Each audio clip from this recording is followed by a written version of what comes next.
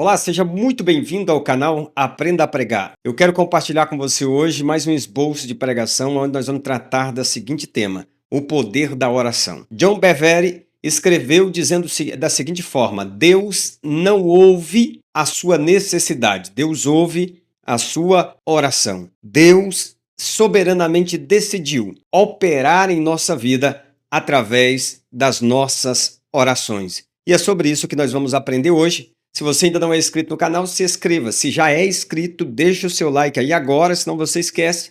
Deixa também o seu comentário, porque isso ajuda muito esse canal a crescer. Nós estamos com a meta de chegar a 100 mil inscritos na presença do Senhor Jesus, crendo que nós vamos alcançar ainda muito mais para a glória de Deus. Então vai deixando o seu like, vai se inscrevendo, porque eu tenho certeza que você vai gostar e vai aprender um pouco mais sobre o poder da oração. Bem, falando sobre o poder da oração, nós vamos utilizar o texto de Tiago, capítulo 5, versículo 13 ao 20, tá? 13 ao 20. Tiago, nesse parágrafo, ele fala 7 vezes sobre a oração. Tiago menciona que um cristão maduro, ele tem uma vida de oração diante das lutas e da prova. Em vez de reclamar, ele coloca a sua causa diante de Deus e recebe a resposta. Tiago inicia e conclui a sua carta falando a respeito de oração. Sem ela, nós desperdiçamos tempo, desperdiçamos energia, porque sem oração você não consegue fazer nada. Sem oração você não consegue ir adiante. Desperdiçamos tempo e energia quando tentamos viver uma vida sem oração. Então, Tiago está falando a respeito disso. Estamos trazendo para você uma mensagem expositiva com base nesse tema, o poder da oração. Tiago nos encoraja a orar. Tiago nos exorta a orar. Lembrando que a carta de Tiago é uma carta muito prática. Tiago era conhecido como o homem de joelhos de camelo. Por quê? Porque era um homem que vivia em oração e entendia que a oração é que trazia a solução do céu para a terra. Deus prometeu a Jeremias dizendo: clama a mim,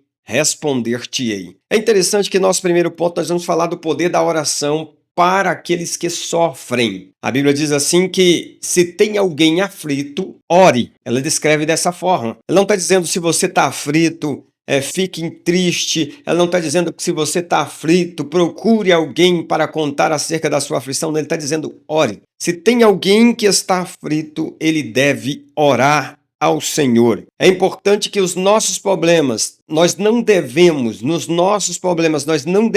murmurar, mas orar. É tão mais fácil a gente murmurar, é tão mais fácil a gente reclamar do que orar. Deus está esperando você falar a respeito das suas dificuldades. Deus está esperando você falar a respeito dos seus problemas. A oração deve ser a principal arma de todo crente que está passando por lutas e aflições dessa vida. Deus muda a circunstância pela oração. O poder da oração que sofre, primeiro, em vez de murmurar, ore. Segundo, Deus muda a circunstância pelo poder da oração. Ele pode não remover o sofrimento.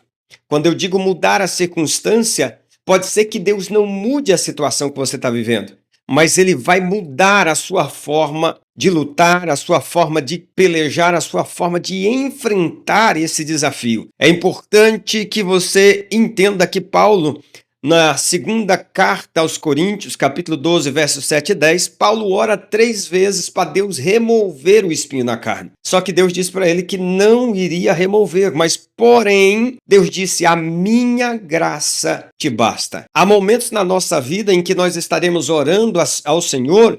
Deus não vai mudar a situação, mas Deus vai mudar a forma como nós enfrentamos a situação. A oração, em todos os momentos, ela tem um efeito positivo. A oração, em todos os momentos, ela tem um mover de Deus, uma mudança de Deus. Quando Deus não muda a situação, Deus muda a forma como nós encaramos essa situação. Jesus, no jardim do Getsêmani, a Bíblia diz que ele ora dizendo ao Pai, se possível, passa de mim esse cálice. A Bíblia diz que, todavia, Deus não passou de Jesus o cálice, mas o Senhor Jesus disse, mas todavia seja feito conforme a sua vontade. A graça de Deus estava sobre Jesus para que ele pudesse enfrentar essa situação que ele estava vivendo. A igreja nós temos que entender que no meio do povo de Deus há algumas pessoas que estão chorando e outras celebrando. A Bíblia diz assim: olha, se alguém está aflito, ore. Mas se alguém está alegre, cante louvores. Sempre vai ter esses dois tipos de pessoas. Pessoas que naquele momento estarão felizes e pessoa que naquele momento estará atravessando dificuldade. Sempre na humanidade.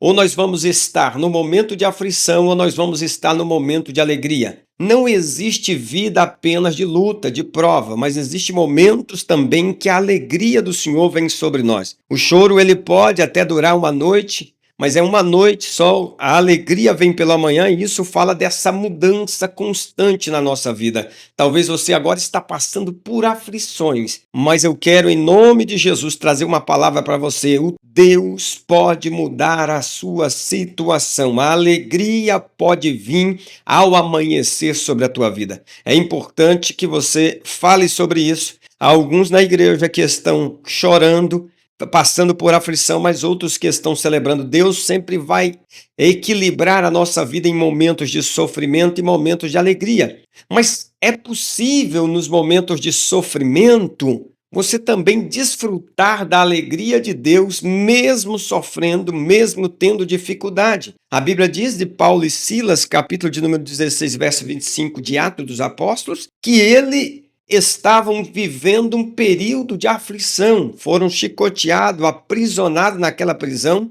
mas porém eles estavam alegres na presença do Senhor, cantava hinos de louvor e orava a Deus. Quando você ora, você canta hinos de louvor. É possível você atravessar as provações, as aflições de uma forma bem mais fácil. Nós podemos observar também Josafá que cantou em meio à batalha, e enquanto eles cantavam, Deus deu vitória. Segundo o livro de Crônicos, capítulo 20, versículo 21. Enquanto eles cantavam, a mão de Deus agiu em favor de Josafá.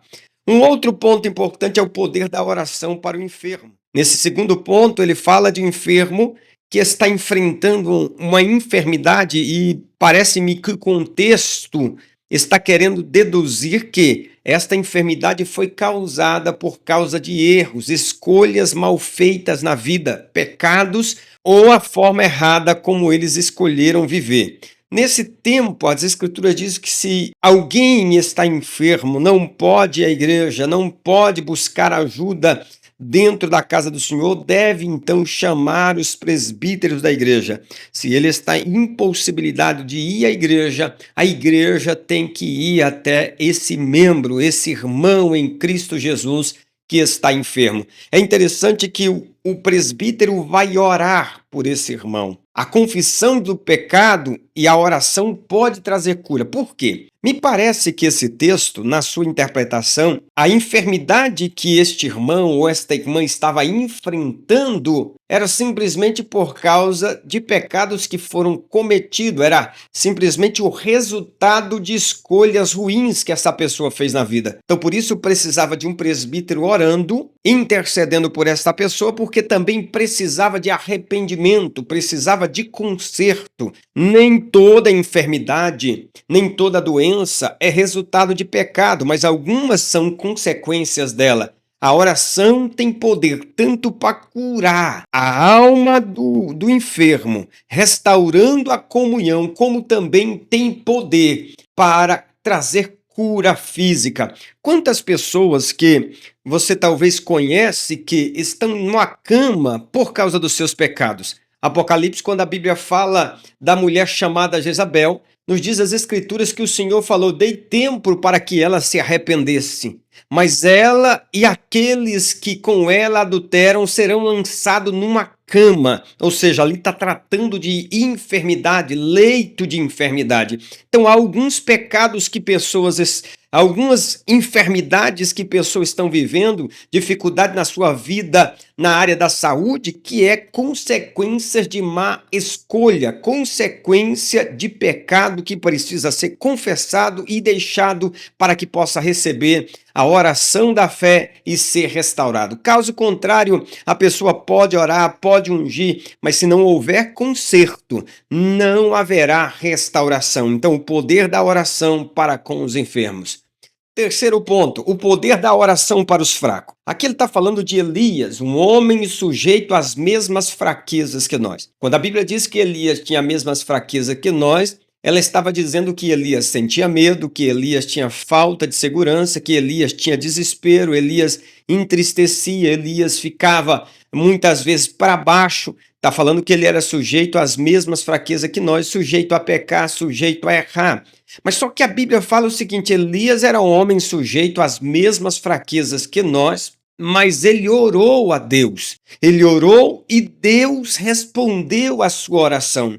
Às vezes nós estamos tentando alcançar um patamar de espiritualidade para poder orar. A oração sincera feita diante de Deus é feita por um homem que é fraco, mas que entende que Deus é forte e pode resolver os seus problemas.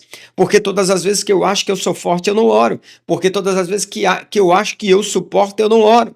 Eu oro porque eu entendo que Deus pode mudar aquilo que eu não posso mudar. Deus pode fazer aquilo que eu não posso fazer. Então, Elias era um homem sujeito às mesmas fraquezas que nós, ele orou. Elias orou com base na promessa. Deus havia falado para ele que iria mandar chuva e ele vai para a oração buscar a Deus, para que Deus então enviasse chuva. Ele tinha orado primeiro para que Deus parasse o céu e não houvesse chuva. Ele colocou diante de Deus e segundo, ele coloca diante de Deus com base na palavra. Deus tinha dito para ele que ia descer uma chuva, ele sobe ao monte, começa a orar a Deus e pedir a Deus que cumpra a sua palavra. Irmão, nós temos que aprender a orar segundo as promessas de Deus na sua palavra, porque Deus vela para cumprir a sua palavra. Tudo que está escrito na palavra que Deus falou que iria fazer é o que ele deseja e está apenas esperando que você coloque isso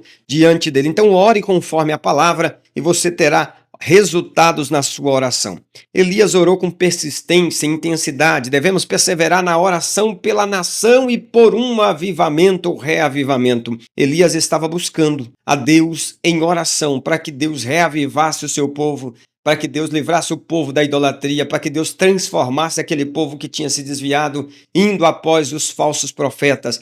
Nós também devemos nos colocar diante de Deus, orando pela nossa vida, mas também intercedendo pela nossa casa, pela nossa igreja, pela nossa família, pelos nossos irmãos em Cristo, pela nossa cidade, pelo nosso bairro, pelo nosso estado e pelo nosso país, enfim, pelo mundo, para que Deus possa trazer um reavivamento. Eu quero deixar esta palavra para você concluindo. Tiago, nesse parágrafo, deu a sua última instrução, a oração pelos que sofrem, pelos enfermos, o cuidado e a restauração para aqueles que se desviam. Nosso coração deve estar cheio de compaixão pelos que sofrem, pelos enfermos e por aqueles que se desviam, para que as nossas orações possam subir ao trono da graça de Deus. Nós devemos orar, buscar a Deus. A oração é poderosa, você não pode desistir do seu filho, você não pode desistir da sua família, você não pode desistir do vizinho, você não pode desistir daqueles pelo qual você tem orado e buscado ao Senhor. Deus ouve as nossas orações. Ele não ouve a necessidade, mas ouve aquilo que você fala com Ele através da oração. Que Deus abençoe você. Até o próximo vídeo. Curta, se inscreva. Se você ainda não é inscrito no canal, se for inscrito no canal, apenas comente, curta esse vídeo e nos ajude a alcançar mais pessoas em nome de Jesus.